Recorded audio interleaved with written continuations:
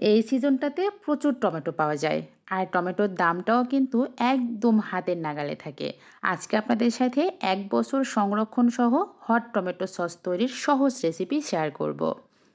টমেটোর সস তৈরি করার জন্য আমি এখানে ৩ কেজি পরিমাণ টমেটো নিয়েছি। আর চেষ্টা করবেন টমেটোর সস বানানোর জন্য টমেটোগুলো একটু যেন লাল কালার বেশি হয়। লাল কালার হলে টমেটোর সসের কালারটাও সুন্দর আসে।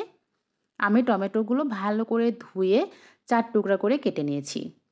টমেটোর সস বানানোর জন্য টমেটোগুলোকে ৪ ভাগে ভাগ করে নিতে হবে। এখন চলে যাচ্ছি টমেটোগুলো সেদ্ধ করে নেওয়ার জন্য।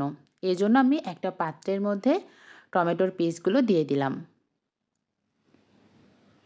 এখন আমি এখানে একে একে সবগুলো মশলা দিয়ে দিচ্ছি। এখানে আমি দিচ্ছি পেঁয়াজ, রসুন, শুকনা মরিচ, ২টা দারচিনি আর ২টা লবঙ্গ। আর দিয়ে দিচ্ছি এখানে পরিমাণ মতো লবণ আর সামান্য একটু পানি। দিয়ে ঢাকনা দিয়ে ঢেকে চুলার গ্যাসটা অন করে দিব। ৫-৭ মিনিট রান্না করতেই কিন্তু টমেটো থেকে পানি বের হওয়া শুরু হয়ে যাবে। আর যে পরিমাণ পানি বের হয়েছে এই পানি দিয়েই কিন্তু টমেটোটা খুব সুন্দরভাবে সেদ্ধ হবে। যেহেতু এটা টমেটোর সিজন আর ফ্রেশ টমেটো পাওয়া যায়, তাই খুব একটা সময় কিন্তু টমেটো সেদ্ধ হতে লাগে না। টমেটোটা সেদ্ধ হয়ে গেলে আমি যে কাজটা করব, এই কাজটা আপনাদের বাসায় ব্লেন্ডার না থাকলে অবশ্যই ফলো করতে পারেন। আর যাদের বাসায় ব্লেন্ডার আছে তারা এই টমেটোটা একটু ঠান্ডা হলে ব্লেন্ডার করে নেবেন।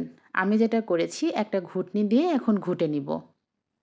এভাবে ঘুটনি দিয়ে ঘুটে একটা ছাঁকনিতে করে ছেঁকে নিলেই কিন্তু খুব সুন্দরভাবে টমেটোর পিউরি বের হয়ে আসবে। টমেটোর পিউরিগুলো আমি আরেকটা কড়াইয়ে ট্রান্সফার করে নিয়েছি। এই অবস্থায় কিন্তু টমেটোর পিউরিটা অনেকটা পাতলা আছে, এটা জাল করতে করতেই ঘন হয়ে যাবে। একটা বলক উঠে গেলে এখন দিয়ে দিচ্ছি আমি এখানে ২ টেবিল চামচ সিরকার মধ্যে আমি দিয়েছি ২ টেবিল চামচ কর্নফ্লাওয়ার। টমেটোর সস তৈরিতে আমি কিন্তু কোনো প্রকার পানি ব্যবহার করব না। তো কর্নফ্লাওয়ার আর সিরকা দিয়ে আমি এখন দিয়ে দিচ্ছি এখানে সামান্য একটু তেঁতুল। তেঁতুলটা দিলে টমেটোর সসটা খেতে ভালো লাগে। আর মিষ্টির জন্য দিয়ে দিচ্ছি চিনি। আপনারা যে যেমন চিনি খেতে পছন্দ করেন বা মিষ্টি খেতে পছন্দ করেন তেমনটাই ব্যবহার করবেন। আমি আবারও একটু লবণ দিয়ে দিলাম আর দিয়ে দিব এখানে সামান্য একটু মরিচের গুঁড়া।